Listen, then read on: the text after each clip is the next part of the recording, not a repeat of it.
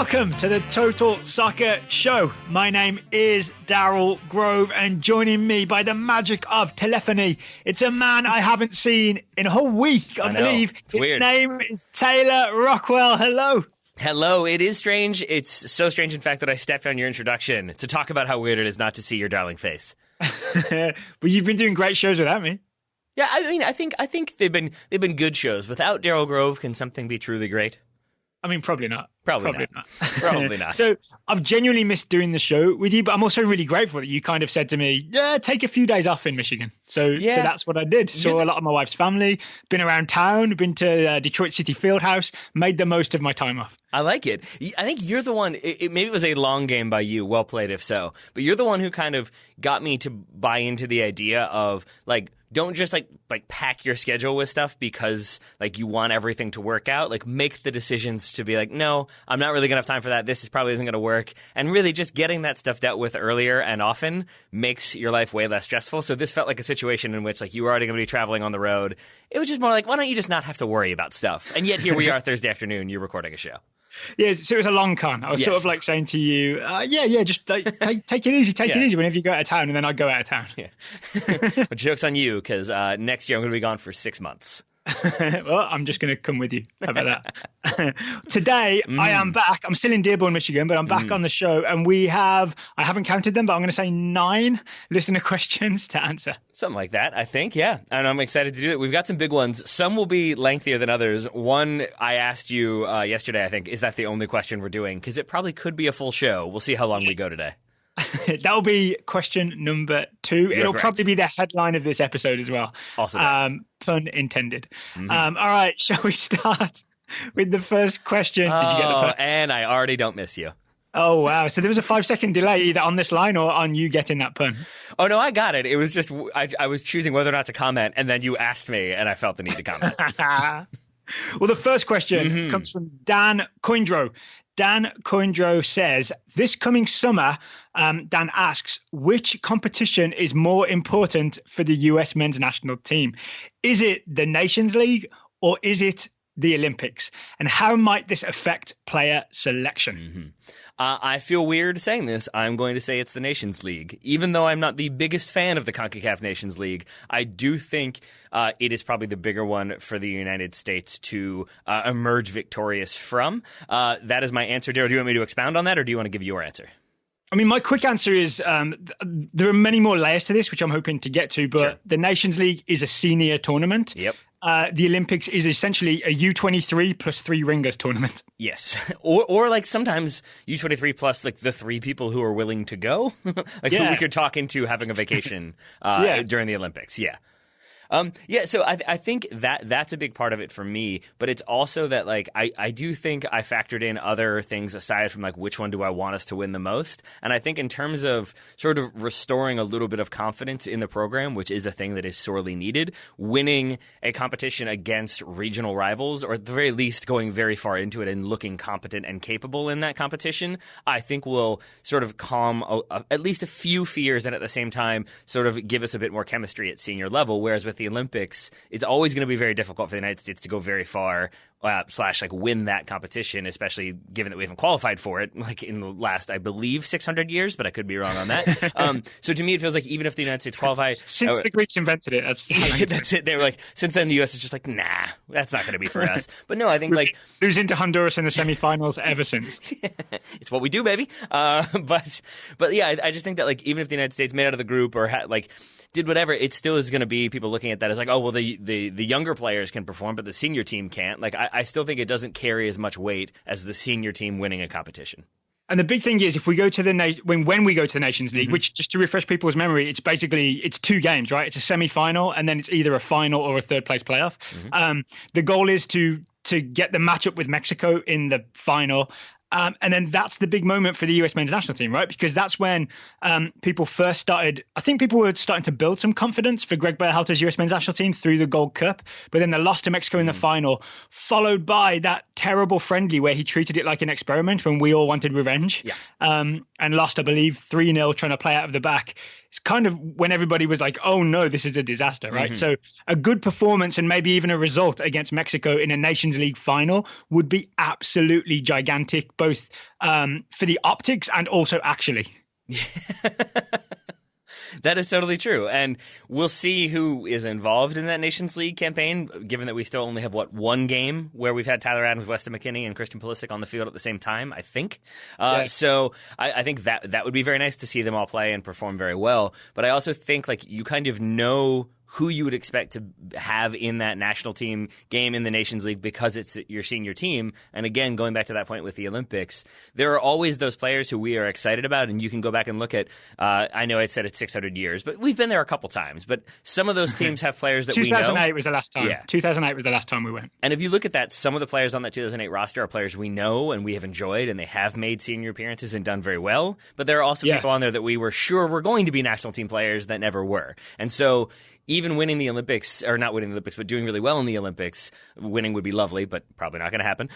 It still doesn't, it's not a guarantee that, things are on the right track, because we don't know how many of those people are going to kind of move to that next level. Whereas beating domestic or regional competition, maybe getting past Mexico, maybe winning it, kind of shows but at senior level, things are a little bit better. I'd even argue that more important than our performance at the Olympics is getting to the Olympics. Yes. And if we can just get through CONCACAF Oli Quali, as I call it, Olympic qualifying, it's in late March, it's in Guadalajara, Mexico. If we can qualify for the Olympics, that will be the achievement, because that will be the getting back on the right path. And then even if we go out in the group stage, then just the fact of us getting to the Olympics is a step forward. And then it's just good experience. If it's guys like Alex Mendez or Richie Ledesma or Chris Richards get to go to the Olympics, that's another tournament where they get to spend time together and get that tournament experience and have the experience of team bonding. I think it probably lays a good foundation for the future. So I would argue that Olympic qualifying tournament is weirdly more important than the tournament it's qualifying you for. That then is my next question for you. What if Dan's question were rephrased to, which is more important, qualifying for the Olympics or winning the Nations League? Oh, I honestly couldn't answer it. They're both super important. I've made it hard. No, I would say that we could lose in the Nations League final and it would be okay, right? So I would say maybe qualifying for the Olympics is more important, because it would be more of a disaster if we don't make it. We cannot win the Nations League and it'd be kind of acceptable as long as it's a decent performance. Whereas even if we perform well in Olympic qualifying, if we don't make it, it's like sound the klaxons. I totally disagree. Really? No, I 100% agree with you. How about the second part of Dan's question? And how might this affect player selection?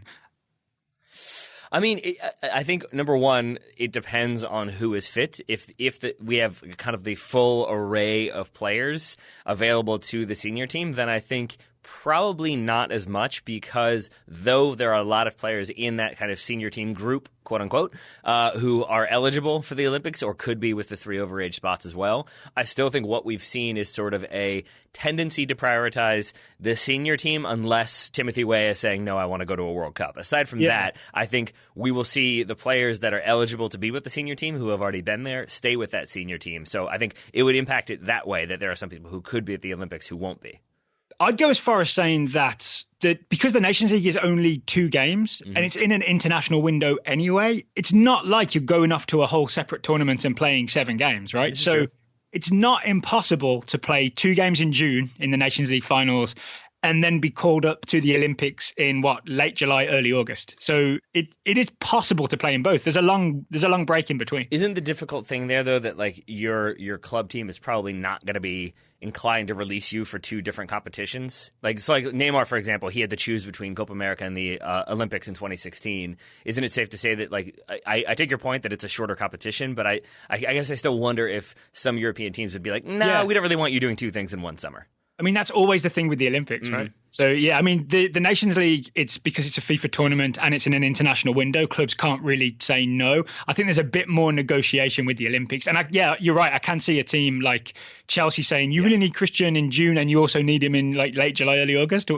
So yeah, I could see some argument there, but I'm saying it's possible. It's not impossible. I like that we could see your sort of inherent U.S. bias there, Daryl. That you did the obnoxious voice when doing your Chelsea impression. Whenever you're like, if it's ever a person you don't really like enjoy that much, you always do that. Like not you, but the royal you does the like, oh, can we vote Christian? We just need him, and you did exactly that, my friend. So we know what your loyalties are. Glue Western shoulder back in. That probably has been yelled at some point by an English person about an injured player before. Just glue it on; it'll be fine. Yeah, we did that with David Beckham's metatarsal. You can still hit free kicks. That's a joke for the English listeners out there. Should we move on to the second question or anything else from Dan's? Oh, no, I want to talk about this next question. All right, here we go. From John Martin, all-time best bald or shaved head 11 versus all-time huge-haired 11. Who wins? Oh, okay, so here's what we did. We split this up, and I took the bald/shaved head 11. You did. And you took the huge head 11. I did. And I think our rationale for doing so is that I once had a shaved head when I was, I want to say 22, and I was working in the BMW car factory. Yep. And you have definitely had huge hair because I've seen that photo. I had a fro throughout high school, my friend. Oh, yeah. It was Marcelo-esque is what I'm going to say. Yes. That is, yeah, not quite a fro. It definitely was more like curly, but then you could pick it out. Yes. And then I did have it long when we were up in D.C., but I kept it pulled back constantly because I have like ringlet curly hair. Nobody needs to see that. Nobody needs to see that. I also feel like you're already inherently biasing this because you've switched my team from big haired to huge haired. There will be no huge haired on this team, but we can get to that in a moment. I apologize. I mean, I literally copy and pasted John's question into this document, and he uses the phrase huge head. But I did text you and say, I'm not going to get sort of pedantic about this. Yeah. I think it's up to each of our discretion, sort of what counts as big hair or huge hair to make the 11 and what counts as bald head / shaved head. So before we reveal our teams, do you want to talk a little bit about our criteria? I do. And I want to just like fill in the like between the lines there from Daryl. What he said was, it's not up to me to be pedantic about these things because I feel like the subtext there was because I know that you, Taylor, are going to be very pedantic about these things yourself. I literally didn't want to get into a hair measuring thing with you of like who counts on your team and who doesn't. Right. Yeah. So I want to get into some of the criteria here, if that works for you. Yeah, let's go for it. Right, let's hear your criteria and we'll hear your team, and then we'll get my criteria and my team. All right. So first of all, the fundamental point of this is like if we're building teams, we're trying to win. So I'm trying to have a team that is winning, but also having big hair. It's not just do we have the biggest hair, because then we're obviously going to beat the bald 11 if that's the criteria. So though there are players with very big hair, David Luiz looking in your direction, David Luiz will not be on my team because come on, I'm trying to win. You don't win with David Luiz on your team. But there are other rules in here. I would say tell that to the Premier League winning Chelsea team. Yes, I will. I'll also tell that to his current Arsenal team, and I think that one will carry a bit more weight. My other three criteria, long hair does not equal big hair necessarily. So some players on here are long-haired, but just having long hair doesn't mean big. I think it's also... Big goes up, right? Big goes up. Yeah, I mean, or wide. Wide is also a thing, or out, yes. Out, it doesn't go down. Yeah. Okay. And then I think for a lot of these, like where my head was, like it's got to be a sort of thing that you identify as one of like the 5 to 10 things you think of with that player. So Valderrama is obviously on my team. That is a thing you think of right away. But for other players where it was sort of like, oh yeah, that one time, like as an example, there were lots of articles about like players with the best afros, and like Rio Ferdinand was on there. Like Rio Ferdinand has had other haircuts, but also it's not really a thing you think of when it comes to him. Similarly, my other one was that it can't be out overshadowed by other haircuts. So like Neymar once had a big afro, but also he's had a million haircuts. Yeah. Somebody suggested David Beckham the same because he once had like kind of big mane of hair, but then he's also had 14 other iconic haircuts. And so without going too deep into mine, I've gone the same way. Just because David Beckham had a shaved head briefly, he's not eligible for a shaved head 11. All right. Yeah. So good to know. So what I've got for you is a 3-5-2 of sorts, I think. Oh, I think I've left a player off of mine. I might have to figure that one out on the fly. Because I had a back three of Alexi Lalas. I have Rigobert Song, and I've got Carlos Puyol. René Higuita is my goalkeeper. So any thoughts on those so far? No, that's pretty slick so far. I like it. Yeah, because I think Lalas with the facial hair really, really like bounces that one out a bit more. And then Carlos Puyol, again, long hair doesn't necessarily give you big hair, but the way he sort of kept it with that kind of perm and the poofiness that went to it, it added the volume, and that volume is important. It was lion-esque. It certainly was. And then Rigobert Song was like literally nicknamed the Lion. Mufasa about it. What's that? He had a touch of Aslan / Mufasa about him. Yes, he did. And you're talking about, again, everything you're saying like directly is about Rigobert Song, who I think, again, was called a lion and like was called like Aslan in Turkey and all those good things. As my left wing back, but more of a left attacker, is going to be Marcelo, Brazilian Marcelo. Come on now. Of course. Right back was a little bit harder because it's tough to find like dedicated right backs, and a lot of other lists I saw had cheated and put like Rio Ferdinand as a right back. Let's be real here. Oh, so that's cheating on two fronts. Yeah, it's true. So I've gone with a Brazilian right winger who I'm going to kind of utilize as a right back if I need to, but we're going to be all about the attack, so it won't matter. It's Revelino, who famously had the fro throughout the 70s, I'm rocking that one there. My two holding midfielders of sorts are going to be Socrates and Carlos Valderrama. Holding with quotation marks around him. You're damn right.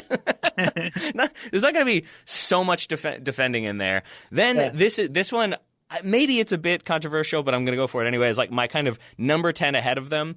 I'm not going Diego Maradona. I asked that one on Twitter. Yes, he had the big hair, but again, with Maradona, I could probably give you, like, Daryl, give me 10 things that describe Diego Maradona to you. I don't feel like you would ever go with like, oh, and he's got the big hair.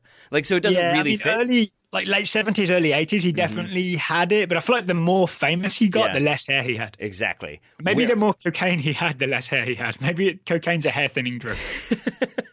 I really, really like that theory. So it's the opposite of hymns. Again, my goal here being, well done. My goal here being that I would like to win, but I want some big hair. Actually, both hymns products, from what I've heard, is the opposite of hymns. Well done. Double ad placement. I like that too. I'm going with Roberto Baggio as my number 10 because that gigantic ponytail. Come on now. But then like he had it with the mullet as well, the mullet that sits up high on the head. So it really just, you've got the volume on top, the amount of hair in the back, sometimes in a braid, similar to Rigobert's song, the big braid adds the weight to it. So I'm putting him in there too. And then there's a sneaky attacker who I think currently plays, who when I look at it, you wouldn't, again, this is maybe the outlier where you probably wouldn't think of it if you were describing him in like that 5 to 10 list, but it's totally accurate. It's Mohamed Salah. Mohamed Salah has got a big old head of hair. Yeah, he does. All right. That is sneaky but accurate. Yeah. And I know, and like, you don't even need to search like Mohamed Salah plus Afro, and believe me, that search exists for Eusebio. I was going real hard on like I need a forward with big hair. Find me one photo of Eusebio with a fro. That did not happen. So what I have gone with is Mohamed Salah, and then there were not as many striker options with the big hair. No huge fros that have scored a ton of goals. Some have scored a few, but that's not what we're going for here. Instead, I have gone for Mr. Ruud Gullit, and if that comes as a surprise because you think of him as like shorter hair or more recently like shaved head, go back and look at him in the 80s. That is a mane of hair he's got going on. The dreads, super wide, but then again, they sit up high. He still has bangs with the dreadlocks, which is an interesting look as well. All of that just gives him that big haired appearance, and also because he was vaguely a striker, he fits very well for what I need. God, I think as well, because he's not been a particularly successful coach, especially in Major League Soccer, people forget what a magnificent player Ruud Gullit was. I would love, I've got a dream for a Soccer 101 to one day go back and look at the Euro 88 Dutch team, where like Gullit and Van Basten, just to watch some Ruud Gullit footage once again. So I will go with you on that. I love a team with Ruud Gullit. I will go with you on that trip. Do you want my substitutions here, or do you want me to leave that for later? Oh, no, give me some subs. Who else you got? Can I take a guess at a couple? Sure. I think a name that a lot of people will be screaming out is Marouane Fellaini. Yes, he is on the bench. I couldn't, I mean, if you're going, like, maybe if I really wanted, like, an actual defensive midfielder, if I was going for, like, true tactics, like, maybe I would put him in there. But even then, he ends up being a number 10, or if you're Jose Mourinho, an out-and-out number 9. So I've got him on the bench if need be. But he was one who I think in my mind was more of... Yes, totally, exactly. But he was one who, like, I think if I was going for, like, simply just who had the biggest hair in soccer, I would throw him in there. But then also, just like as a like kind of explainer of where my mindset was, you could do that, but then you and I have experienced this before. Part of the appeal of this type of show, this type of like conversation, is players that people know. And if I was constantly being like, all right, there's this El Salvadorian guy from the 1974 World Cup qualifying, he had the biggest afro you've ever seen, that loses something in an audio format, is all I'm saying. Fair enough. So yes, I've gone for Fellaini. I have Ryan Giggs on the bench because that's interesting. You want to know why? It's not the hair on the top of his head. It's that chest hair, my friend. If you're talking big hair, that man's got some big hair on his chest. When he rips that jersey off. FA Cup semi-final against Arsenal. That's the one. And then the other two that like I had starting and then I moved out because I felt like people would take issue. Pavel Nedved has got that feathery mane of hair again, and it's blonde on top, which really makes it stand out, but he goes to the bench for that. And George Best, similarly, especially for the time period he was in, and you contrast his hairstyle with, say, maybe Bobby Charlton, who I'm guessing maybe is going to come up later on. Very, very big for the time period, and yet still kind of big and poofy, and then had the mutton chops and everything else going as well. The photo of him with a full beard and the big hair makes his head look like 6 times its normal size, but it still felt like a bit of a cheat to put him in the big-haired 11, so I'll put him as a bench player. Okay, so one final time. Let me try and guess your team from memory. It's Higuita in goal. Your back three is Mr. Alexis. I love Rene Higuita, by the way. I'm sorry. I watched so much footage of him last night. It was great. So Higuita, Lalas, Rigobert Song, and Carlos Puyol. Your wing backs were Marcelo on the left, and I want to say you said Rivellino on the right. And I'm going to say you had 2 distributive midfielders of Socrates and Valderrama. Roberto Baggio is your number 10, and then you had Mo Salah and Ruud Gullit up front. That's your big head 11. You got it. Got to say, I like it. I got to say, I think your forward options are slightly better than my forward options. I may have missed them. I tried quite hard and succeeded in not looking at other people's lists and just trying to come up with my own bald head 11 / shaved head 11. Here's the one criteria I went for is it can't just be towards the end of the career they went bald or had a shaved head for like their final season. That's not quite good enough. And it can't be like the David Beckham, like brief flirtation with a shaved head hairstyle. So that rules out David Beckham. That rules out Roy Keane. There are quite a few players who just went with a brief shaved head. I'm not including those guys. It's got to be a full commitment to either actually being bald or shaving your head for the majority of your career. All right. I like this. Like a slight, well, no, I'll ask you my slight wrinkle later on. Let's do it. All right. So in goal, this is a clear winner. Fabien Barthez. So if you remember 1998 World Cup, Laurent Blanc, French captain, used to kiss Fabien Barthez's bald head for good luck before the start of every match. So you can't really argue with that, right? No, in fact, I saw people suggesting Pepe Reina. And while I know there's a lot of love for Pepe Reina, I was shocked because the answer is Fabien Barthez. Yeah, and plus Pepe Reindeer is already in our festive 11, right? This is true. And also he did not win a World... Oh, maybe he did win a World Cup, actually, with Spain. That's a wrinkle. Maybe in a non-participatory kind of way. Fabien Barthez's bald head won the World Cup. That it did. All right. My back my back 4, 2 centre-backs are Jaap Stam, who is truly bold, right? He's actually a bold man. And Martin Skrtel, who wasn't bold at all, but just went with a consistent throughout his entire career shaved head. Like you remember him for Liverpool and Slovakia mostly. So I quite like that. Like it's good to have a balance with your centre backs, like like a stopper sweeper type thing. I've gone like a true bold and a shaved head committed bold. So it's a nice centre back partnership there. If you had given me a lot of money to list like 100 random players that would somehow be referenced on 2 different shows this week, Martin Skrtel would never have been on my list, and yet here we are. David Amayal talked about him, now you have as well. Welcome to the Total Soccer Show. Evidently. Left back has to be Roberto Carlos. Yeah, of course. I don't know where his hairline is, but he really committed to shaving that head, I think, through his entire career. Yeah. It is like, I always love the Larry David joke about this, of like you're just shaving your head to shave your head. You're not shaving your head because you're bald. That means nothing to me. Or I think it's like you can't shave it off. You've just got to proudly represent the bald. But either way, Roberto Carlos, I think he definitely qualifies. He's in. And then right back, it's got to be from that 98 World Cup winning team again, Lilian Thuram. Yep. Who I think like him being bald is not the most famous thing about him. He's mostly a shaved head bald, but he's got a very shiny head. So there's a lot of photos where the lights in the Juventus stadium are reflecting off of his head. A shaved head bald. Lilian Thuram at right back, and I think he was receding, so he was kind of trying to hide it, but getting away with it. Yep. Okay, then, so I've got like a 4-1-3-2 formation here, right? My defensive midfielder, I have a choice of French defensive midfielders from throughout the ages. Yeah, it's not really fair. So I could go Patrick Vieira, Claude Makelele, or N'Golo Kante. Yeah. All of them slightly receding, all of them consistently shaved their heads. I'm going to go Patrick Vieira because he has receded the most. All right. I respect your choices. Choices. And I could have like a really destructive midfield with all three of them, right? But I wanted some creativity in there as well. So Patrick Vieira is my defensive midfielder. Mm-hmm. Attacking midfield, you've got to get creative, right? What is more creative than Bobby Charlton trying to take those 3 strands of hair to cover the top of his head? Just let it go, Bobby. Right. I need to make sure. I've actually asked my wife this on multiple occasions that, like, if my hair ever gets to the point where I think I'm pulling it off and I'm not, she's just got to be brutal and tell me I'm not pulling it off. Because, like, Bobby Charlton looked at himself in the mirror every day and was like, no one suspects a thing. Yeah. And there was so I did some Google searching for this. There are so many photos of Bobby Charlton's 3-strand Homer Simpson comb over, essentially coming undone mid-game. And it's just those 3 strands like flapping in the wind and revealing like a full Jean-Luc Picard bald head. Yep. I want to give Charlton credit as well. I want to give Donald Trump credit because he basically saw what Bobby Charlton was doing and went, okay, but I could do that a lot better. So I think Donald Trump has really doubled down on what Sir Bobby Charlton was doing.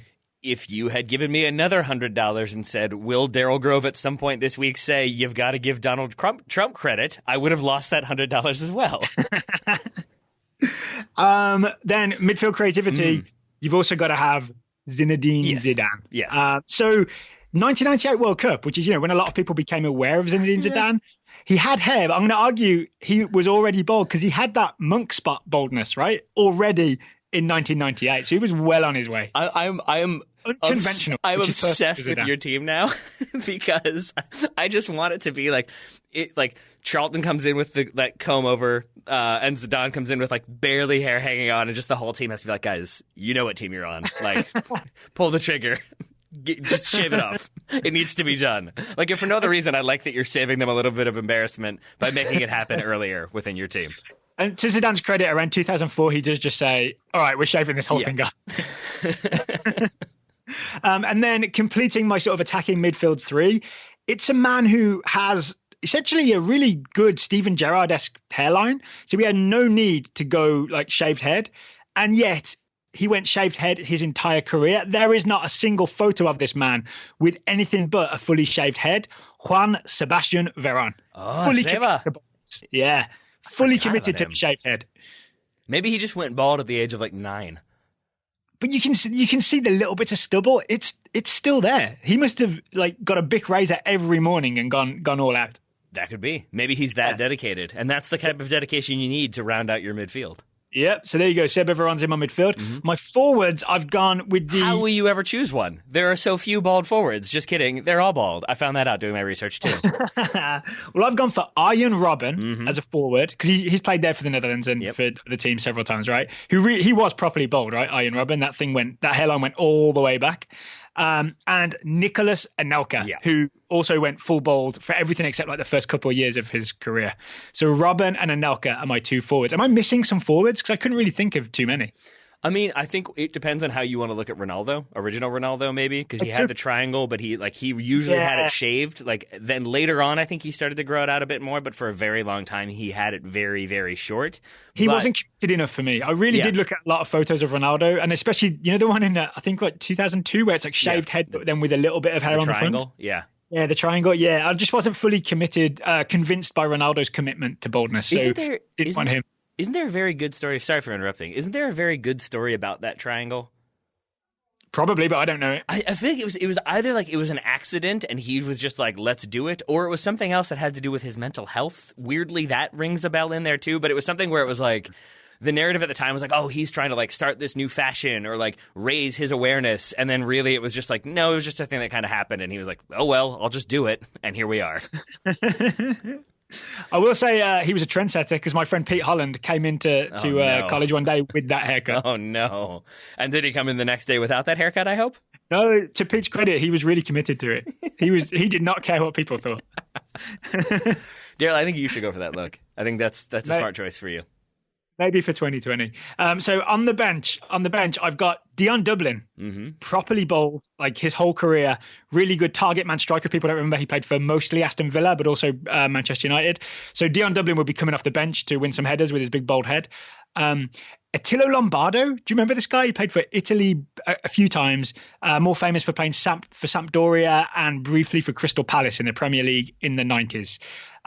He was like really visibly bald because he had the, again, like Jean-Luc Picard, like little bit of tuft of hair on the side, but then a giant dome.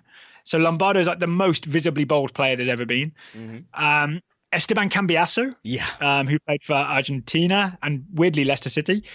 He's on the bench. And of course, Michael Bradley is on the bench because he's not getting into a midfield with Zidane, Charlton and Varane. And then I didn't go with coaches, and no, he's not, by the way. But you really do have a decent number of people to pick from. But I didn't go with any because I couldn't think of anybody with like truly big hair. Miguel Herrera did have some big hair when he was playing, but not necessarily when he was managing. Who have I got? Sampaoli, Bob Bradley. You could find some coaches. I feel like you could keep going and find some more. Yeah. It did occur to me you did miss the supervillain strike force if you wanted to go that route. Who's that? You could have Karsten Janker and Jan Koller as your two forwards, and that would be horrifying and terrifying all at once. Those dudes were made to be target strikers and then also James Bond henchmen. Oh wow, yeah, that's Plan B. Then is get those two guys on. Sorry, Dion Dublin. So then I did think we were going to say this week on the show. Sorry, Dion Dublin. That was definitely a thing I would have bet on. So then the question is, who wins? I got to give the edge to your boys. Really? Why so? I mean, because I have a midfield three of Baggio, Socrates, and Valderrama. Like, I think they're going to complete a lot of lovely passes. I don't know how many balls we're winning back. They would win the Rondo. Yes, that is definitely true. But Vieira's going to come tearing through at some point, right? Yes. Yeah, I think so. All right, I'll take the win then. I'm not even going to argue. Nor should you. But I do like the big haired 11. There were many, many, many other names that like I could have gone with if we were just going for sheer volume. But what's the point in that? Jermaine Jones was on my bench as well. I should add him. I mean, if you have one of the things that makes you like most endeared to fans is a game called like the Snow Fro game. Yeah. By definition, if you have Fro in the title of your description, you get in the team. I think that's fair. So you've got Jones on the bench and I've got Bradley on the bench. Yes. So we have a whole era of the United States men's national team sitting on the bench. I guess I could have DMB as my left back, right? You really could probably do this if we wanted to go that deep. We could do like maybe even two teams, but definitely like one combined team of bald and big haired from just the U.S. national team. Because like you could maybe make an argument for Marcelo Balboa for big hair. You could make an argument for Kobe Jones for big hair. And then, yes, you definitely had more than a few shaved heads, bald heads for the U.S. as well. Yeah, I mean, a few people suggested to me that Landon Donovan should be in there, but I feel like he just hung on long enough throughout his career. Friedel could be in there for you, absolutely, I think. Yeah. Guzan could be in there. Yeah, you've got some goalkeepers. Tim Howard could be in there. He definitely could. Goalkeeper was probably my deepest position, I think, in retrospect, when I was looking at it, because there's definitely been a couple of different big-haired keepers. But I'm going to play host, though. I'm going to play host and say we should definitely move on. You've been a long time. You want a few more players? Is that what you're saying? If people want to send them to us on Twitter, it's at Total Soccer Show, and I'd love to hear any recommendations for either team. But first, today's show is sponsored by Feels. Feels is a better way to feel better. What is Feels all about, Taylor? Feals. As you just said, Feels is all about making you feel better because their premium CBD will help keep your head clear and help you feel your best. CBD has been proven to greatly reduce anxiety, pain, and sleeplessness. When my wife was very stressed out preparing to take the bar, Feels definitely made her calm down a little bit, made her feel a little bit more confident, a little bit less anxious. And key to this was the sleeplessness aspect. It didn't allow her to like keep her wheels spinning as she was laying in bed wondering like, should I be studying right now? Should I be studying tomorrow morning? Should I be studying again? Instead, she just went to sleep, and that's useful. That's good for her. Yeah. Good for her. I will say I don't suffer from like any anxiety or sleeplessness. I really don't. Once I hit the pillow, I'm away. But Feels does help me concentrate. Yeah. Which I'm not even sure if that's in the copy. I'm not sure if it's a thing that they promote. But whenever I have a few drops of Feels, I really feel like zeroed in on what I'm doing. Yeah, that makes sense to me. I also feel like the creativity is a little bit more there. So like I think about things a little bit differently. Hence why Ryan Giggs was in my big hair team. But yeah, and I appreciate that as well. So you can place a few drops on your chest. Maybe that's what he did. Maybe that's what it was all about. You place the drops under your tongue, not on the chest. This is true. But if you are maybe confused about how you should be using CBD, Feels offers a free CBD hotline and text message support to help guide your personal experience. if you keep putting it on your chest and being like, this isn't working, what's going on? And yeah, Feels has real human support that will talk you through it and tell you, no, don't put it on your chest, put it under your tongue. But my pectorals feel so much more relaxed. So Feels could have you feeling your best every day. It can help you very much in your daily life. So become a member today by going to feels.com/TSS, and you'll get 50% off your first order with free shipping. That's FEALS.com/TSS to become a member and get 50% automatically taken off your first order with free shipping. That once again, that's feels.com/TSS. The link will be in the show notes. Ooh, man, I went up real high at the end of that one. I'm like, with free shipping. I regret that immediately, but that's life. Thank you very much to Feels for sponsoring today's episode. More listener questions, continuing with one from Andrew Kaysen, who asks, will Red Bull ever take over a club in England? And if they do, what club will it be? Also, how do you think the people in England would or will respond to it? Ooh, so, I mean, there aren't any 50+1 type rules in England to prevent this happening. This absolutely could happen in England, provided enough people sort of gave it clearance. So it's very, very realistic. I've thought a lot about this. I've also asked at least one supporter how they would feel about Red Bull taking over a specific team that I have in mind. Okay. So let me go through this. I don't think Red Bull would take over, say, a Premier League team, because if any team that's in the Premier League is already doing pretty well financially, right? Yeah. Because of all that Premier League TV money, it would be very expensive to take over a Premier League team and rebrand them. And there would be uproar. I think they get negative publicity for it. And that's not what they're in the game for, right? This is a marketing exercise from this Austrian energy drink company. They want good publicity, not bad publicity from getting their name out there. So I think if they were going to do this in England, the way to do it would be to buy a lower division team with a history that's kind of struggling right now and would benefit a lot from a big money takeover. Mm-hmm. Okay, I've got a few guesses. You follow my logic? I do. So like one team that's been in trouble recently is someone like Bolton Wanderers. Mm-hmm. Right, I think that would be a good team for them to take over. A lot of history, financially struggling a little bit, but the team I think really makes sense is Port Vale. Port Vale. This team. Have you heard of Port Vale? I mean, I've heard of Port Vale. All right, so Port Vale, it's more than 100 years old, right? They were established in either the 1800s or early 1900s, depending on who you want to believe. They've been in the Football League for over 100 years. They have never been in the top division. They finished 20th in League Two last year, so that's the lowest you can go without getting relegated to non-league. And they're always like financially in trouble, right? Always in danger of like going into administration and getting kicked out of the league. I think a Port Vale takeover would be the absolute best thing for everybody. So I've also got a friend, Pete. You know my friend Pete Lowe. This is not the Ronaldo haircut guy. This is a different Pete. I was running through your list of friends and the clubs they support, trying to figure. I was like, Villa, no. West Brom, no. See, I think Villa's too big and too expensive, and it would cause too much of an uproar. Yeah. Right? Like I had this theory that if Red Bull took over Port Vale, renamed it Red Bull Port Vale, and poured loads of money into it, and then worked their way up the league, so it's kind of like they did with Leipzig, right? And eventually become a top level club. Port Vale fans would be just so happy that someone saved their club from disaster. The negative publicity would disappear. It would all be positive. So I texted Pete and asked him how he would feel if they renamed it Red Bull Port Vale, poured money in, got them to the Premier League. Mm-hmm. You ready? He texted me back, bitten, hands off. I asked him for his reasoning and he said, they're retaining the name with Red Bull Port Vale. He's happy with the Red Bull branding as long as the name Port Vale's in there. He says, if Port Vale's situation were less precarious, you might get a different answer from me. But we've been flirting with administration and exiting the league for such a long time. We're on the knife edge. So you couldn't say no, even for romantic reasons. Wow. All right. So Red Bull Port Vale, that's where we're going? Red Bull Port Vale, yeah. Red Bull Port Vale, I think, is the way to go. I've got a backup plan as well. If there is the thing of like maybe, say if Pete had objected, right? He said, no, there's too much history. I don't want energy drink branding all over my team. I'd rather them be terrible than be successful and be called Red Bull Port Vale.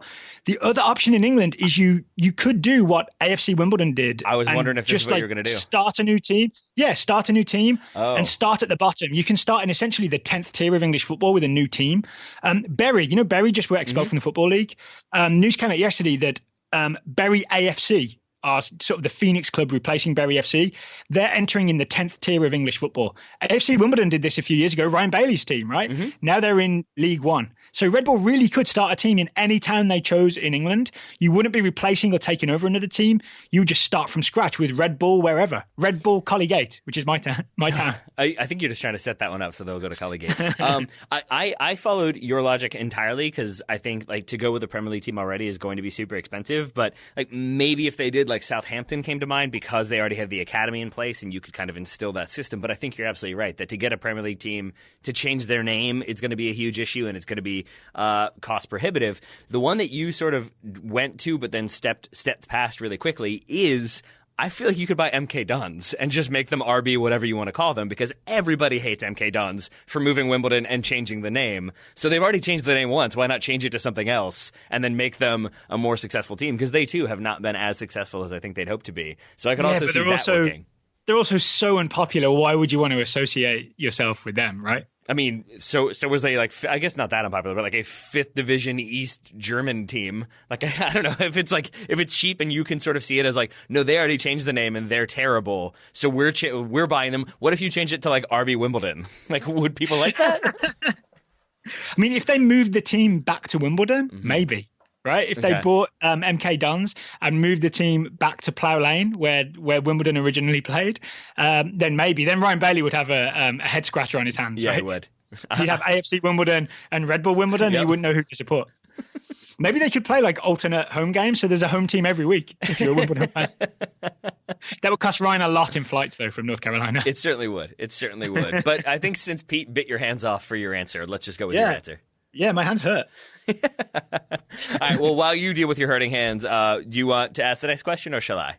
I'll ask it. It's from Raghav Gupta. Raghav Gupta asks, outside of the traditional big sides, who's been the most impressive player this season? Mm-hmm. That's a good question. I'm going to say Marcus Rashford.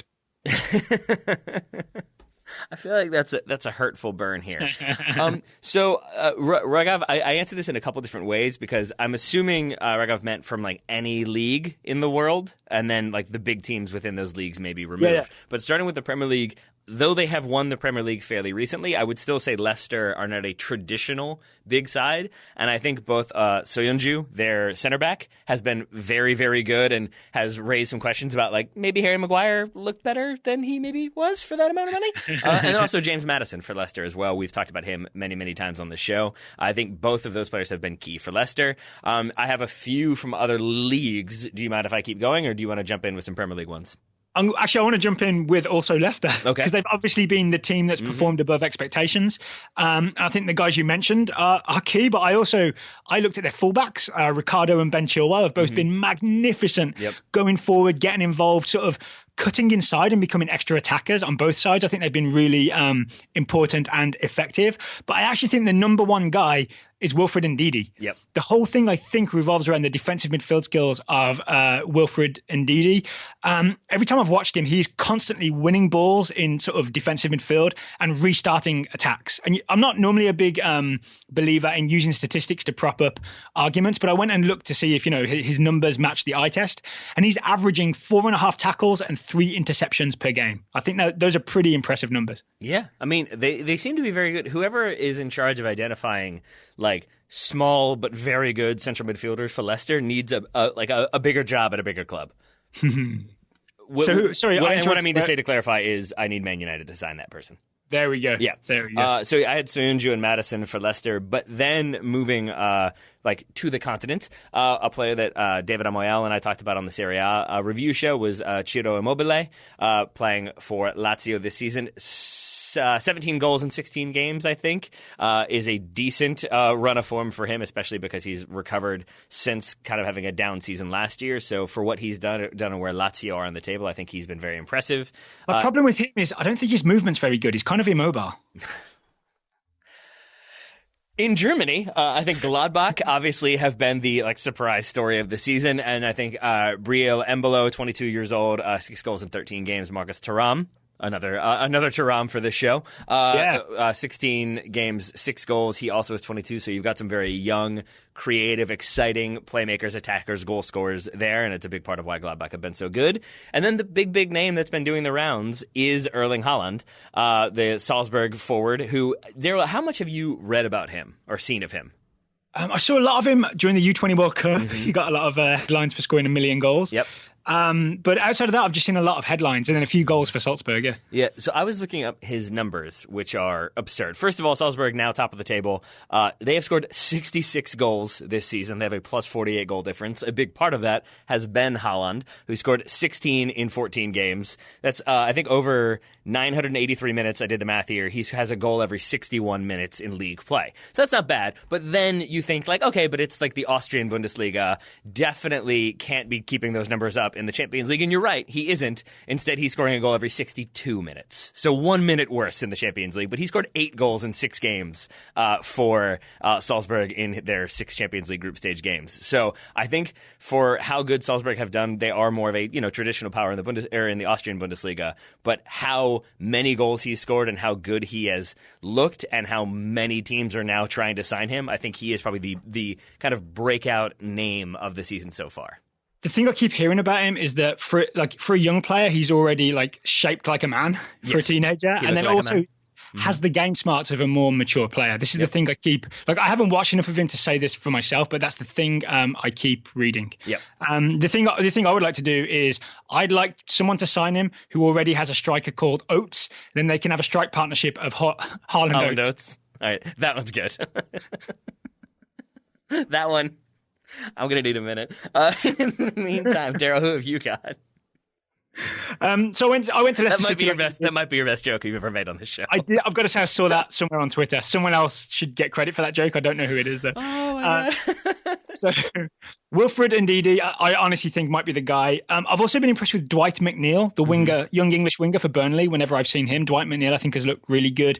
And then I know you talked about him on the show with Graham Ruthven. Martin Odegaard for Sociedad on loan from Real Madrid has looked magnificent. And I've mostly been consuming Odegaard content via Twitter, thanks to Twitter accounts like Dummy Run and Final Third. And it's not been like dribbly show off things. It's been a lot of Odegaard's vision. Like he will see passes and angles that no one else can see. Like lots of there's lots of fancy no-look passes in the Final Third. Yeah.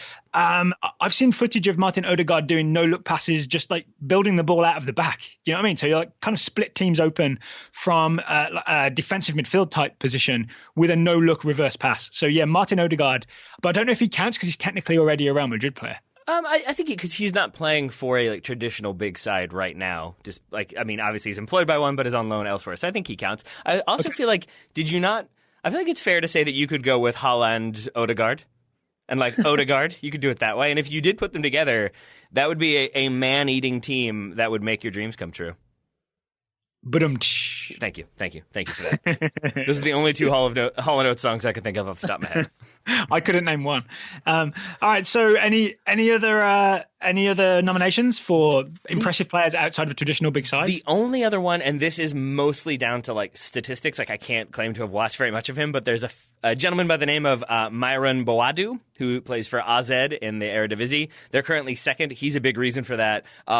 11 goals in 16 games, flipping that around. But he's another 18-year-old Dutch forward, is getting a lot of attention. There's still those questions about but is the Eredivisie that good? We need to see more of him. But still, anytime I think an 18-year-old is scoring the way he is with the regularity he is and looking as comfortable as he has been, again, by all reports from what I've seen, that's just another name that I do think you'll start hearing a bit more about maybe this summer. His name again? Myron Boadu, Boadu.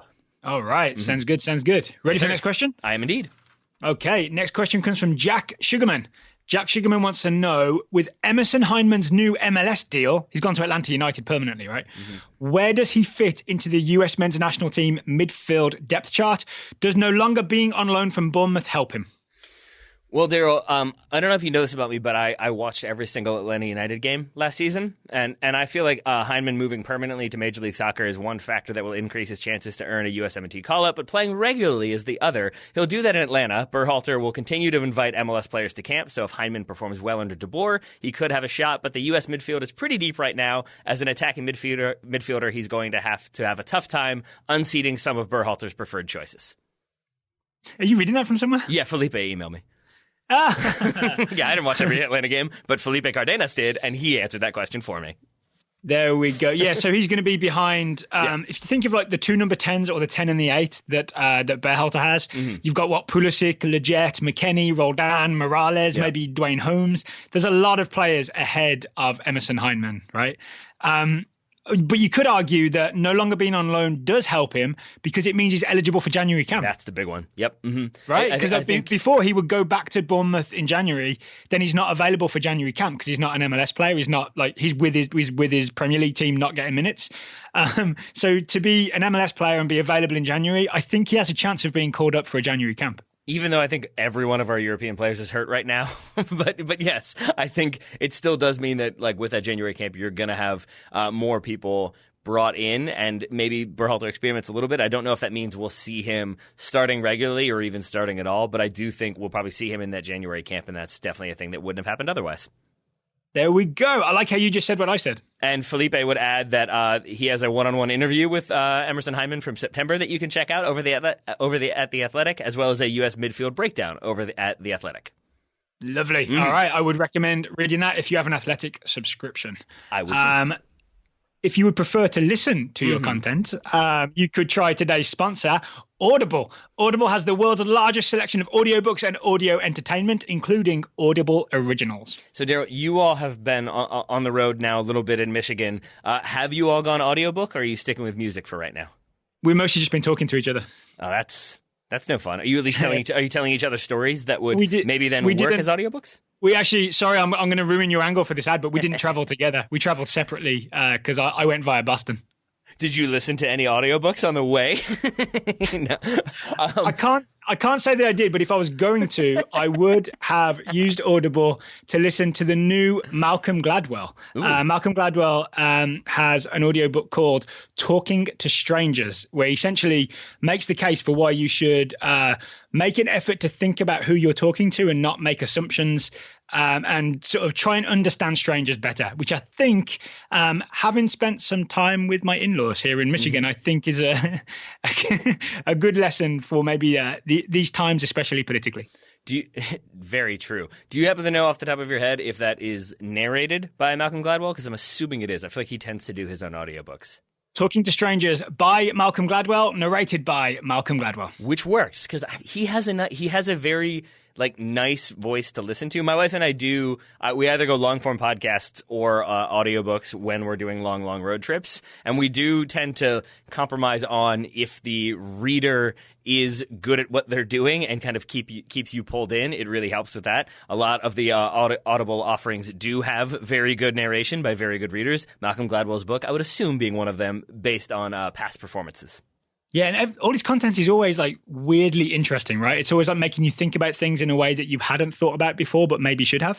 I guess we're going to go deep on Malcolm Gladwell for a moment, because it's also the it's the thing, about movies where you might not like a movie, but if you find yourself thinking about it for days after you've seen it, it probably means it's a good movie because it's making you think that much. Yeah. Gladwell is kind of the same for me, where I have some of his stuff I don't really buy into and don't really agree with, and yet it still resonates and I think about it every now and then, and to me that's a sign of, at the very least, it's challenging the way you think. And if you're having him in audio format, then you can also yell back at him when you disagree, even if he won't respond. It still maybe lets you alleviate some frustration if that is a thing you need to do.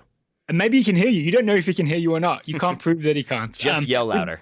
With the convenient Audible app, you can listen anytime, anywhere, and on any device. Mobile, Alexa-enabled, Bluetooth, and more. Audible members get more than ever before. Every month you choose one audiobook, regardless of the price, as well as 2 Audible originals from a fresh selection. That's right. So start listening with a 30-day Audible trial. Choose 1 audiobook and 2 Audible originals absolutely free. Visit audible.com/TSS or text TSS to 500-500. One more time, you can start listening with a 30-day free trial. You get one audiobook, 2 originals, Audible originals, as Taylor said, absolutely free. It's audible.com/TSS or text TSS to 500-500.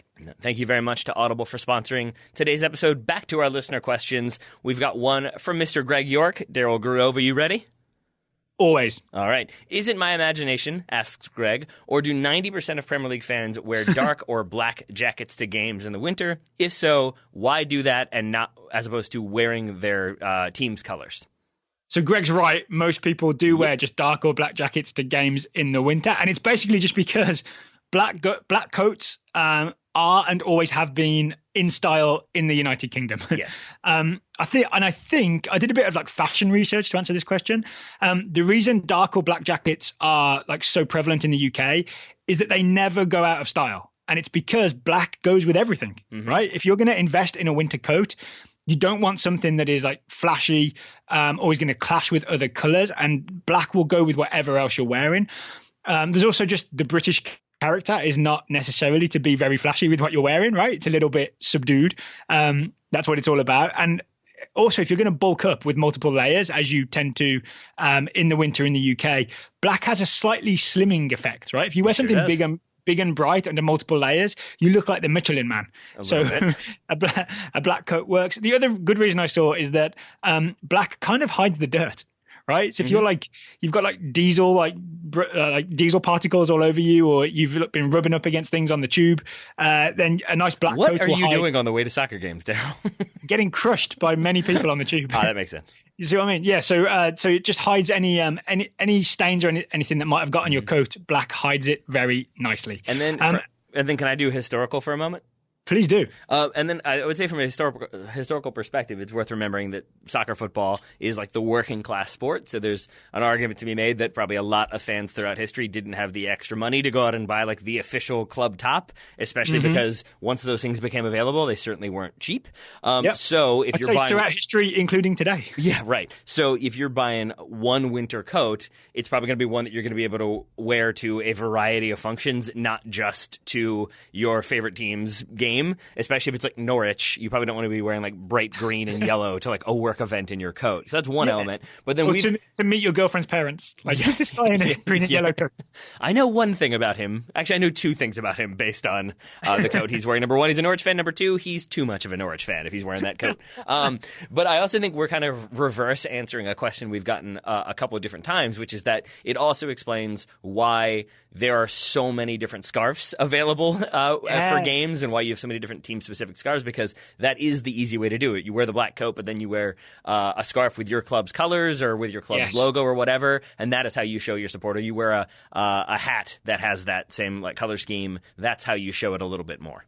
I've done those two exact things going to Wolves games in the winter. Right, I wear a dark coat because it's my like biggest, warmest coat, and then I'll wear a Wolves scarf or a Wolves hat to show my support.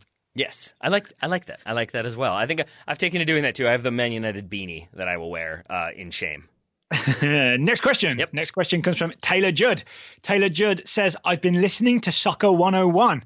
And in the Lines on the Pitch podcast, we did a whole show about the lines on the pitch and how they evolved and what they all do. We did. I was hoping to hear about the manager's box. We had a few people ask this question. Is the manager's box official? What are the rules on it, and how are they not enforced?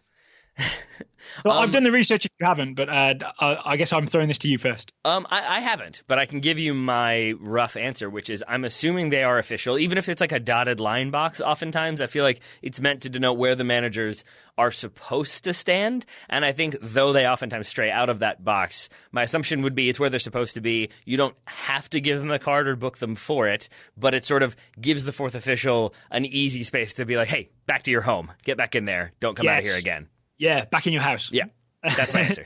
So yeah, it came about in 1993. And the dotted line is supposed to be either 1 meter or 1 yard on either side of the designated seated area and extending forward up to a distance of 1 meter or 1 yard from the touchline. So it's not just for the manager. It's called the technical area, right? It's called the technical area, not the manager box, although that kind of is what it is. And it's supposed to contain... The manager box is where Diego Simeone was sentenced that one time when he was suspended for a game. Do you remember that? In his ISO cube. It's supposed to contain not just the manager, but all the assistant coaches and also the subs, except for when they're warming up, right? But the real point of it isn't that the guy is only allowed in this, or the manager is only allowed within this dotted line. It's really to stop them going on the field. Right. That's the main purpose of it. And that's why when Taylor asks, how are they not enforced? You will see coaches obviously stray to the left and the right and go outside of the dotted line. But as long as they're not going on the pitch, I think the fourth official, whose job it is to enforce this, is not going to come down too heavy on them for the occasional straying outside the lines. Dude, I didn't think about that, but that's a really good point, because the times that you ever see a coach, like every now and then there will be that story about a coach who accidentally, quote unquote, like trips a player when they're on a breakaway as they're streaming down the sideline, and suddenly there's a tangle of legs because the coach is too far out. Like, you have a clear identifier right there, like, oh no, that manager has strayed outside of their managerial box. They're clearly doing that on purpose. You're absolutely right. Like, because it didn't make sense to me when you said that at first. Like, what? Like, they need a little square to tell them, hey, don't go running on the field. But you're right. You would naturally edge closer and closer and closer to the action, and eventually if you're standing on the touchline when a counterattack happens, problems could ensue. Yep, and that's why the second part of the in the FIFA laws, the designated area extends forward up to a distance of 1 meter or 1 yard from the touchline. So you're always at least that far away from the touchline is where the dotted line ends. So there's a clear delineation between where your technical area ends, and then there's a meter or a yard, and then there's where the pitch starts. So there's no way you should be on the pitch. All right. I like that. Unless you're celebrating saving a penalty against Sheffield United and Cardiff City, and in your face, Neil Warnock. And then I do like the placement of the fourth official between the coaches' boxes, the ISO cubes, so that, like, if something does happen, you have that fourth official there and they can sort of police it a bit more, but it gives them like clear lines of jurisdiction almost of like, hey, like, because otherwise, there'd be managers, Jose Mourinho, who would like wander over to the other manager's side, just be like, oh, I'm sorry, I didn't realize I was here. Like, I apologize profusely, but I'm not apologizing at all, and I am trying to instigate. Do you think it should be more forcefully policed? No. Like, do you think coaches should not be allowed to come out of that box at all? Or do you think the way they do it, where it's, we give you some leeway, is the way to go? I think it's that. Because, and I would put that in the same category as the taking off the shirt is an automatic yellow card. Like, I understand why if you're making a rule because you want to limit that thing, then you have to give it no matter what. But if you're booking, like Duncan Ferguson, when Everton score, when he first takes over, like, how much that means to him, especially now, like, being the manager. For him to go running down the sideline and celebrating, I don't want that to be an automatic booking, because there's a decent chance he's going to do it again when he gets really excited when they score again, if they score again. And then you've got a red card. And to me, that's a bit much, whereas I think the kind of informal policing works a little bit better, because then you do still have that freedom to, if the managers won't listen, boom, boom, yellow cards, and you've sort of laid down the law right away. All right, so I hope that answers the question. We may need to take this answer and maybe add it on the end of that Soccer 101 episode, because so many people followed up and asked this question. And that Soccer 101 episode also does not feature me saying boom, boom, yellow card. So if for no other reason than that, I think we should add it in. Yeah, more episodes need that, right? More episodes certainly need that. More Do you know episodes. What? We haven't... Before we go to the next question, sorry for interrupting, we haven't sort of promoted the recent episodes of Soccer 101, and there's a lot of good stuff that we published recently, including a massive explanation of the 50+1 rule in Germany with Matt Herman from Talking Fußball. We go deep on sort of what it is, how it came to be, how RB Leipzig got around it, and what the future holds for 50+1. So I really recommend people go listen to that, because you'll learn a lot, even if you already know a lot, because I learned a lot just listening to Matt. Yeah, I enjoyed having Matt explain that one, so you and I didn't have to be like, wait, when does this happen and why does that happen? Matt knew it all, and that was useful. And then we did one on the League Cup as well, right? The history of the League Cup and like where it exists in English football and what the future holds for it. I think that would be an interesting show to listen to, especially given the fact that Liverpool really fielded a youth team against Aston Villa this week and lost 5-0 in the League Cup. Yes, they did. Yes, they did. Yes, and we have the Home Nations one as well. That was interesting. So lots of good content over at Soccer 101. You should definitely check that out if you have not yet already done so. All right. Ready for the next question, Taylor? We can go to Pete Johnson's question. If Jadon Sancho goes to Chelsea, will he overshadow Christian Pulisic again? I say no. Because it's a very different situation. Okay. So if you remember at Dortmund last season, Pulisic and Sancho were essentially competing for the right wing spot at Dortmund, right? Because Lucien Favre favoured putting, I went back and looked and refreshed my memory. Jakob Brun Larsen was always the left winger last season for Borussia Dortmund, because I think he wanted like a more defensive left winger and then a more attacking right winger. And it was either Sancho or Pulisic. And then Pulisic throughout the season was first injured and then he was sold. So he was on his way out and Sancho was on the rise. If Sancho went to Chelsea now, he would play right wing. He would essentially replace Willian, right?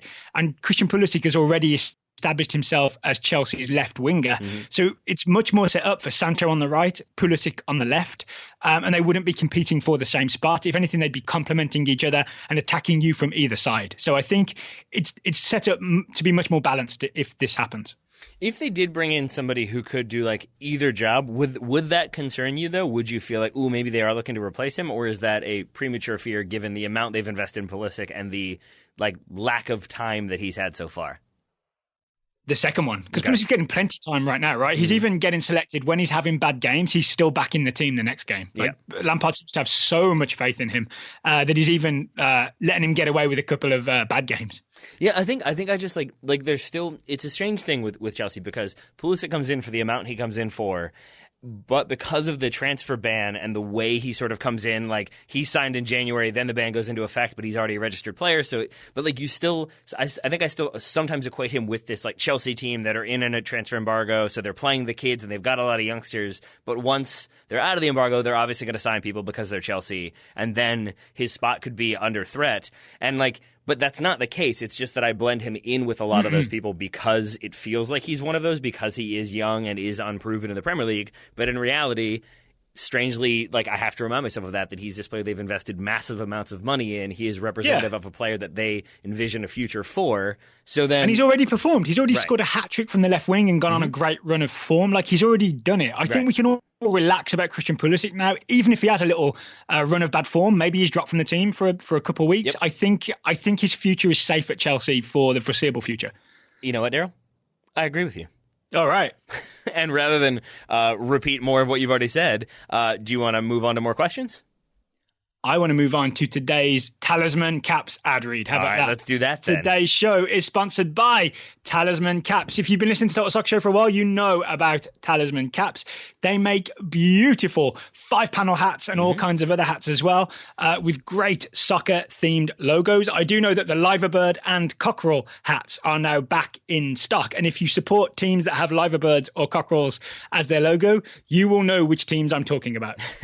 You will indeed. And then what we've been talking about with it being winter with the big heavy coats, the darker colors, you can use their caps to sort of stand out if you want to go to maybe you're going to go to an outdoor viewing and it's very, very cold outside, or maybe you just don't feel like wearing the same old jersey to the bar to show your support because that's a thing we do for some reason. You could wear like the much more simpler like stripped down hats. They've got beanies if you are going to be outdoors, 100% acrylic beanies. They've got the Cockerel, they've got the Red Devil, they've got the Liverbird, they've got a USA 94 if you want one to represent the US, but they've got lots of different hatting options for the winter if you don't want to go full jersey. Hatting options. I like it. They also make great gifts. Obviously, Christmas is coming. And as of today, right, we're recording this Thursday, December 19th. There are 2 days left to order at talismancaps.com, where they can guarantee December 24th delivery via standard mail. So you've got 2 days to order at talismancaps.com, and they will get it there via standard mail in time for Christmas Eve. You will beat Santa to the chimney if you order today or tomorrow. What if I want to beat Santa to the chimney? I want to order from Talisman Caps, but I am steadfastly opposed to paying full price. Then you are in luck, because if you use the code TOTALSOCCER10, you'll get 10% off any order of $35 or more. That's right. One more time, that promo code is TOTALSOCCER10 to get 10% off a minimum purchase of $35. One more time, that URL, Daryl? Is talismancaps.com. I'm just going to keep putting you on the spot. There we are. So thank you very much to Talisman Caps. Daryl's going to say?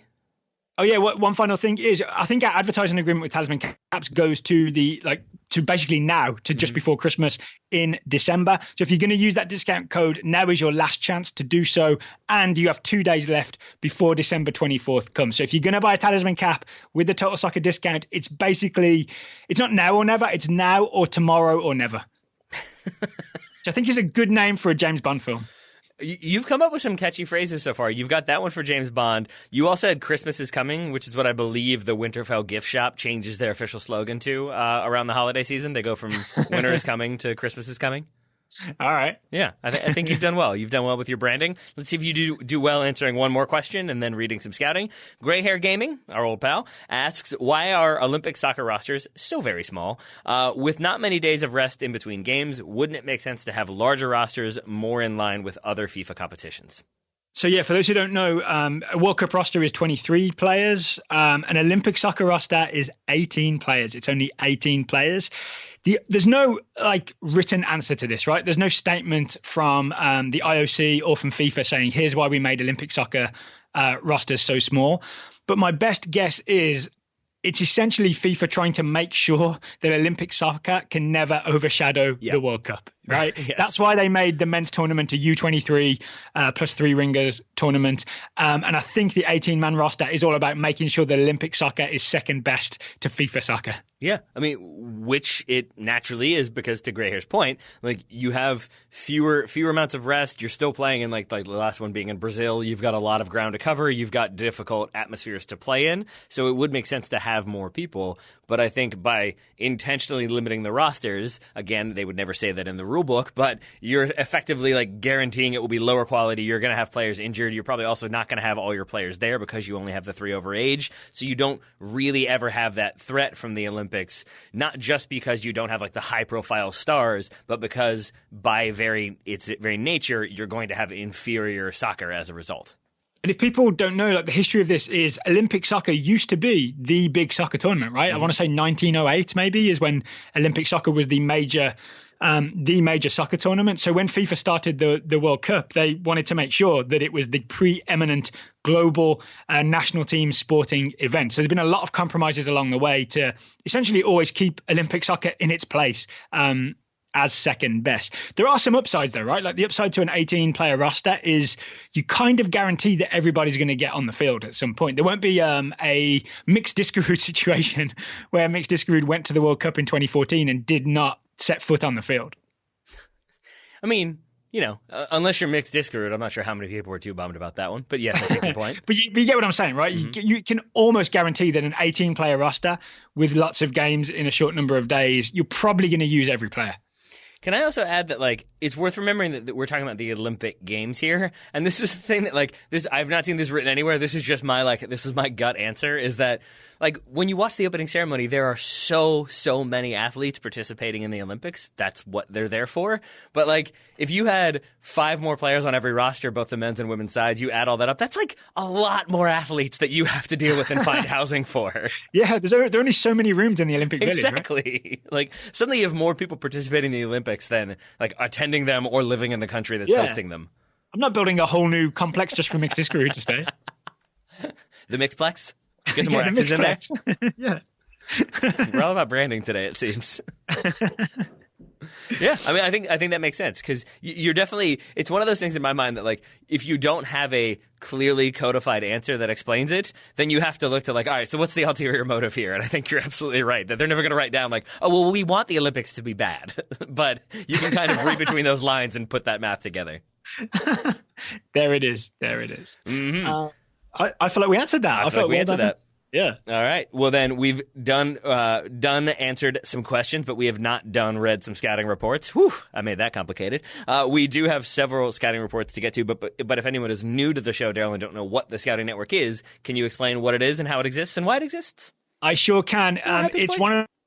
It's one of the ways we have kept the show going all these years, 10 years now. It's one of the things that's made the show successful. The Scouting Network is where we ask you to support the Total Soccer Show with a monthly financial contribution via totalsoccershow.com/join. There are multiple levels. At the $5 level, which is the lowest level, we give you a young player to scout, which means, keep an eye on him or her. If they score a goal, if they get an assist, if something newsy happens, send it to us. And then we will include that report in the Scouting Network report section at the end of every show, or almost every show. Also, at the $10 level, we guarantee to answer one of your listener questions per month. That's been a really popular option for people as well. It has indeed. So we've got several reports to get to, starting with Guy Edwab scouting Serge Gnabry, the 23-year-old German wide forward for Bayern Munich. Bild is reporting that Bayern Munich have dropped out of the race for Erling Braut Haaland, and the stated reason for dropping interest is that Bayern bosses have watched Gnabry play as a striker for Germany and believe he is capable of deputizing for Robert Lewandowski. In his sole run out for Bayern replacing Lewandowski, Gnabry did not quite fit the position in the same style as the prolific Pole. Although this was in the latter days of Niko Kovac, so maybe there's a grain of salt there. All right. I'm excited about the next one because it's an American. It's from Patrick Snyder scouting Nick Tatagwe. I've forgotten how we're supposed to pronounce his name. I learned it and I've forgotten it. Can you remember? I think it's Tatagwe. Tatagwe? Okay, Nick Tatagwe. We're excited about him, not just because he's an up-and-coming American. I think it's Tatagwe is what I think it is. There we go. Nick Tatagwe. Yeah. He's from our area, right? He's from the Richmond metro area. And I think he was with FC Richmond, the club you used to play for. Mm-hmm. But now he is with Schalke's under-23s because Nick Tatagwe is a 20-year-old American midfielder for Schalke. Patrick says Tatagwe is seeing a bit of a resurgence with Schalke. He started each of the last 2 matches with Schalke's U23s. On Saturday, Tatagwe scored against Rot-Weiss Oberhausen on the right wing. He wasn't able to help them come up with a victory, but Patrick says it's encouraging just to see him back on the field because Nick Tatagwe has had a lot of injuries. Tatagwe's contract runs out in June, so he faces a fight against the clock to prove himself to the club. My understanding is that Schalke rate him very highly, but these injury problems keep on coming. Yes. So what do you think that means then? Do you think it's like the 1-year extension to see his stability, or do you think it all is to play for in these final few months of the season? I think if he goes the next 6 months uninjured and looking great for the U23s, then they'd be crazy not to offer him at least another year contract, right? And maybe a first team debut late this season or early next season. You hear that, Schalke? It'd be crazy not to. So listen up. All right. Next report comes from Matthew Anderson scouting Godfred Donza, 23-year-old Ghanaian midfielder on loan at Cercle Bruges from Bologna. Is this a new addition to the scouting network? I believe so, or an old one that's come back. That could be. I just don't remember too many reports on Godfred Donza. But after moving on loan to Bruges at the beginning of the season, the man once dubbed the new Essien started a December 7th match against Racing Genk as a midfielder, but ended up playing 3 different positions in that game. So he started as a midfielder. After an injury to center back Johanna Omolo, Donza was moved to the back line, and then back again when goalkeeper Guillaume Hubert was taken to the hospital with a bloody face. I don't know if that was the diagnosis, but there we go. Donza is the Ghanaian Weston McKennie by the sound of it. Yes. Cercle, that said, while playing in goal, he did keep his shoulders okay. Cercle had used all of their substitutes, so Donza stepped in. He did not allow a goal, but the damage had already been done. Cercle lost 2-1. Richie Garcia is scouting Emerson Hyndman, the aforementioned 23-year-old American, 23 years old American playing for Atlanta United. Richie makes it official. Atlanta United announced that they have made Emerson's loan a permanent move. He signed a multi-year contract going to 2022. And Daryl, I really think, I don't know if you agree with me, but I think this January camp, he'll probably be involved. Yeah, someone said that earlier. Yeah. Grey Hair Gaming, 2 times on one show. Scouting Indiana Vassilev, 18-year-old American midfielder for Aston Villa. Indiana kicked off the scoring, playing, surprisingly, in the striking role instead of his usual attacking midfield role in Villa's U23 match against the Middlesbrough U23s. He got a 30-minute brace in the 5-3 victory. That performance has led to some speculation that he could move to the senior team since Villa are unlikely to spend big money on goal scorers in January. You've mentioned this before, but I wanted to go back to it, Daryl. Your friends who are Villa supporters, some of them are like up on Indiana Vassilev, correct? Yeah, I think just because I had mentioned his name to them as a young American, I now get... So you've met Stephen Paul, right? Because they came to visit in September. I now get WhatsApp messages from them every time Indiana Vassilev scores for the U23s. All right. But is that them, like, would they be watching those games anyway or paying attention to those games anyway because it's the Villa U23s? Or is it sort of they're paying more attention because Indiana Vassilev is there? I think somewhere between the two, right? Gotcha. They'd be paying attention and they'd be happy that the U23s are doing well. But I think because Indiana Vassilev's name pops out at them because I've mentioned him as a young American. It's also just a solid name. It's a great name. It's the dog's name, but yeah. Good job. That was a good one too. Is it you or me? It's you. It's me. Todd Brannan is scouting Cameron Carter-Vickers, the 21-year-old American defender on loan at Stoke from Tottenham.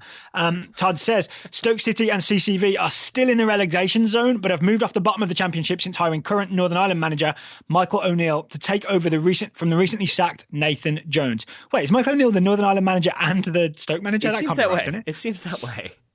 The news for CCV is not so great. It would make however. sense because Northern Ireland are still potentially going to the Euros if they win their playoffs, their 2 games. So maybe it's sort of, he's like, well, I'm going to keep managing them, but when we don't qualify, then I'll just go manage Stoke fully.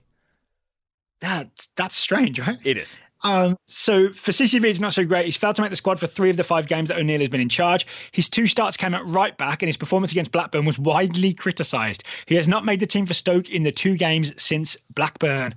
Ooh, rough times for CCV. I didn't know this was happening. Nor did I. Rough times for him. Better times from Ryan Sessegnon, scouted by James Porter. Sessegnon is the 19-year-old English left-sider. He played left back, left wing back, all those good things for Tottenham. And he drinks cider? And also that. Can he? I don't know. What does that mean? Just because you said left-sider. Never mind. It's a very bad joke. They can't all be winners, Taylor. They can't all be winners. Sessegnon had a breakthrough week earlier in December as he made his first Premier League substitute appearance for Spurs in a 5-0 win at home and started his first Champions League match against Bayern Munich. That physically hurt me. Sess proved to be one of Spurs' lone bright spots in a rotated squad for their dead rubber match that ended in a 3-1 loss. In the 19th minute, he volleyed a first-time blast past the Munich keeper at the near post to level the score 1-1. He received praise from Mourinho after the match for his training habits and willingness to be brave in attack.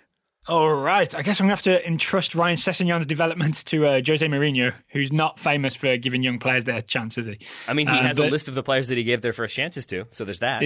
Yeah, exactly. To make up for my terrible pun, I'm going to also apologise to Todd Brannan and say that is absolutely the case, that Michael O'Neill is currently the Northern Ireland manager and the Stoke City manager. You did some Googling, did you?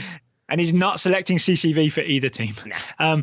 Alex Quast is scouting Karamoko Dembele, the 16-year-old English winger for Celtic. Alex says Dembele made his Europa League debut in Celtic's 2-0 loss to CFR Cluj after they were already guaranteed to be group winners. Dembele came on in the 77th minute for Michael Johnston, with the result already in hand for the Romanian side, who qualified for their first ever Europa League knockout stage. Well done, Cluj, I guess. Well done, Cluj. Indeed. That takes us to Nicholas Imhoff, scouting Emmanuel Sabi, the 21-year-old American winger for Hobro. Sabi is likely to move in January. Hobro had been unable to re-sign Sabi, whose contract is up at the end of the season. Hobro have one more game before going on their winter break until the middle of February, which gives them plenty of time to listen to offers for Sabi. I like the idea they'll just be sitting there listening to offers. Just drumming their fingers, waiting for the phone to ring. Yep. Mark Gardberg is scouting Patrick Schick, 23-year-old Czech striker for RB Leipzig. Mark says Schick scored a lovely volley in the second minute of Leipzig's 3-0 dismantling of Fortuna this weekend. Oh no. Still, the big Leipzig stories for TSS listeners may be, number 1, 23-year-old Timo Werner scoring again, his 16th this season, putting 2 behind Lewandowski for the Golden Boot. And number 2, Coach Nagelsmann saying Tyler Adams might return this month. So we might see some Tyler Adams before the end of the year. Yay, maybe. Might being the very key word there, but we'll keep those fingers crossed. Final report comes from Ian Schenk, scouting Fernando Arce Jr., the 23-year-old Mexican-American midfielder for Club Tijuana.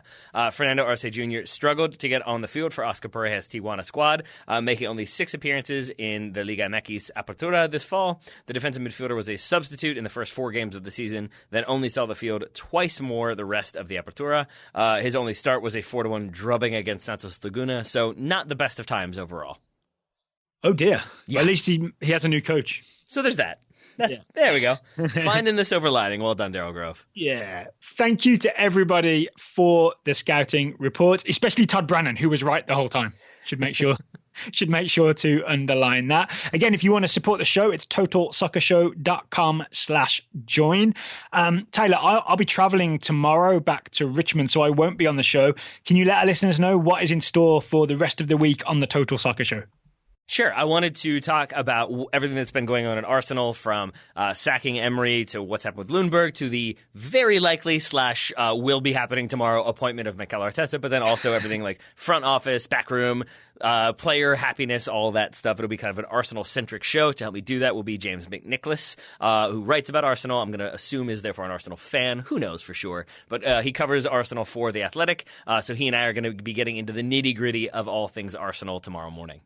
I hope James has some serious questions for you about why David Luiz did not make the Big Hair 11. I don't think he will, but I'll be sure to ask him off air. All right, and then I'll be back on the show next week. We obviously won't do a full week next week because it's Christmas, but we'll definitely have a show or two early in the week. You told me I had to be here in the office from 9 to 5 every day next week. Including the 25th? Yes. Yeah, I'll definitely see you there. No, you just told me I had to be here. I didn't know about you. I'll show up if I feel like it. All right, that sounds good. So we will have a sort of Christmas special next week, right? Yes. Maybe a holiday gift themed Christmas special. All right, enough rambling from me. I will just say, Taylor Rockwell, thank you for taking the time to talk to me today. Right back at you, buddy.